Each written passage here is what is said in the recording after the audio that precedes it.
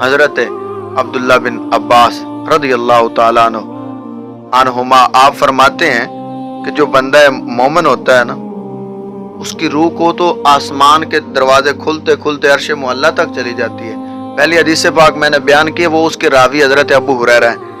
اس پر حضرت عبداللہ بن عباس رضی اللہ تعالی عنہما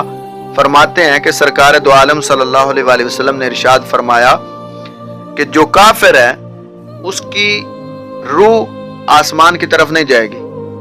حضرت جریج رضی اللہ تعالیٰ عنہ یہاں پہ ایک اور بات کرتے ہیں اسی حدیث میں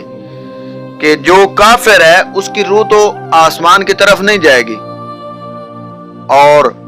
اعمال بھی اس کے آسمان کی طرف نہیں جائیں گے۔ اس کی وضاحت حضرت عبداللہ بن عباس رضی اللہ تعالی عنہما آپ فرماتے ہیں کہ جو بندہ کافر ہوتا ہے دنیا میں رہتا ہے